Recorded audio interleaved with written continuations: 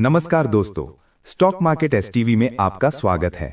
आज हम आरती industries limited की पूरी फंडामेंटल और टेक्निकल स्थिति को सिर्फ नंबर और वैल्यूज के साथ एक लॉन्ग, पॉलिश्ड और प्रेजेंटर फ्रेंडली फ्लो में समझते हैं। आरती इंडस्ट्रीज लिमिटेड एक प्रमुख भारतीय स्पेशलिटी केमिकल कंपनी है, जिसकी स्थापना 1984 में हुई थी। कंपनी का मुख्य business speciality chemicals, pharma intermediates और पॉलीमर एडिटिव्स से जुड़ा हुआ है। कंपनी के प्रोडक्ट्स भारत के साथ साथ यूरोप, अमेरिका और एशिया के कई देशों में एक्सपोर्ट किए जाते हैं। स्टॉक का करंट मार्केट प्राइस लगभग 350-360 रुपयों के आसपास ट्रेड कर रहा है। कंपनी का 52 वीक हाई 495 रुपए और 52 वीक लो 344 रुपए 20 पैसे के आसपास रहा है। मौजूदा लेवल्स पर कंपनी का मार्केट कैपिटलाइजेशन लगभग 12,857 करोड़ रुपए है। वैल्यूएशन की बात करें तो कंपनी का पीई रेशियो लगभग 47.8 के रेंज में है, जो ये दर्शाता है कि स्टॉक अभी भी महंगे वैल्यूएशन पर ट्रेड कर रहा है। बुक वैल्यू करीब 158 रुपए प्रति शेयर है, यानी करंट प्राइस बुक वैल्यू से लगभग 2.3 गुना पर है।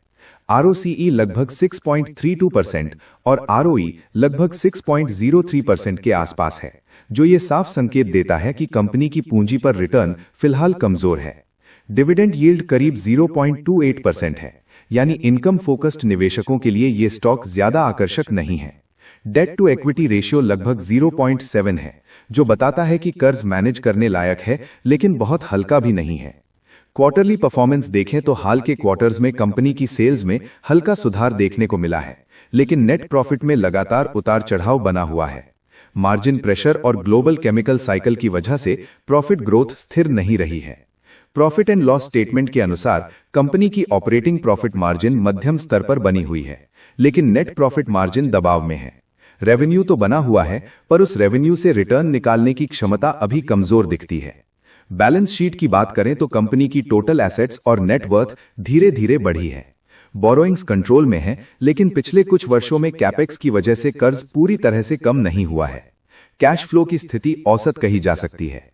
शेयर होल्डिंग पैटर्न देखें तो प्रोमोटर्स की हिस्सेदारी लगभग 42% के आसपास है, जो स्थिर मानी जाती है। एफआईआईज की हिस्सेदारी करीब 6-7%, डीआईआईज लगभग 18-20% और बाकी हिस्सा पब्लिक के पास है। इसमें कोई बड़ा नेगेटिव सिग्नल नहीं है, लेकिन एफआईआई इंटरेस्ट बहुत मजबूत भी नहीं कहा जा सकता। अब टेक्निकल चार्ट्स पर आते हैं। डेली टाइम फ्रेम में स्टॉक 346-365 रुपए की रेंज में कंसोलिडेट करता हुआ दिख रहा है। डेली आरएसआई लगभग 35-38 के आसपास है, यानी स्टॉक ओवरसोल्ड जोन के करीब है, लेकिन अभी मजबूत रिवर्सल का सिग्नल नहीं दे रहा। डेली मैकडी नेगेटिव जोन में है, जो कमजोरी को दर्शाता है। 20 डीएमए, 50 डीएमए, 100 डीएमए और 200 डीएमए सभी के नीचे प्राइस ट्रेड कर रहा है, यानी शॉर्ट टर्म और मीडियम टर्म ट्रेंड अभी भी कमजोर है। डेली चार्ट पर इमीडिएट सपोर्ट 347-350 रुपए, उसके नीचे मेजर सपोर्ट 344 रुपए के आसपास है। अगर ये लेवल टूटता है तो अगला डाउनसाइड 330-320 रुपए की तरफ खुल सकता है। डेली रेजिस्टेंस की बात करें तो 360-362 रुपए पहला रेजिस्टेंस और उसके ऊपर 365-368 रुपए एक मजबूत सप्लाई जोन है। वीकली टाइम फ्रेम में स्ट्रक्चर अभी भी साइडवेज टू बेरिश बना हुआ है। वीकली चार्ट पर स्टॉक 346-382 रुपए के बड़े रेंज में फंसा हुआ है। जब तक 382 रुपए के ऊपर सस्टेनिंग क्लोज नहीं मिलता, तब तक लॉन्ग टर्म ट्रेंड में मजबूती नहीं मानी जाएगी। फिबोनाची रिट्रेसमेंट के हिसाब से हाल के हाई और लो को आधार माने तो 23.6% लेवल 362 रुपए, 38.2% लेवल 373 रुपए और 50% लेवल 382 रुपए के आसपास आता है। यही वजह है कि 373-382 जोन सबसे बड़ा रेजिस्टेंस जोन बन जाता है। सपोर्ट के तौर पर 346-350 जोन सबसे महत्वपूर्ण है। अब ओवरऑल ओपिनियन की बात करें। फंडामेंटली कंपनी एक स्ट्रॉन्ग बिजनेस मॉडल में है, लेकिन लो आरओई, लो आरओसीई और हाई पीई ये दिखाते हैं कि स्टॉक अभी वैल्यूएशन के हिसाब से पूरी तरह कंफर्टेबल नहीं है। टेक्निकली डेली और वीकली दोनों चार्ट्स पर कमजोरी बनी हुई है।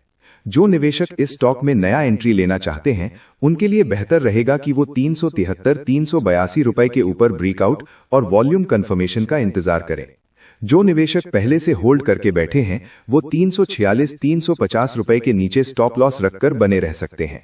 लेकिन अगर ये लेवल टूटता है तो एक्सपोजर कम करना समझदारी होगी। शॉर्ट टर्म ट्रेडर्स के लिए ये स्टॉक फिलहाल रेंज बाउंड और रिस्की है। ये पूरा विश्लेषण केवल एजुकेशनल उद्देश्य के लिए है। किसी भी प्रकार का निवेश करने से पहले अपनी खुद की रिसर्च करें या सेबी रजिस्टर्ड एडवाइजर से सलाह जरूर लें।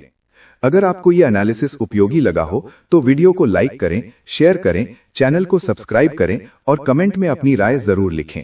धन्यवाद।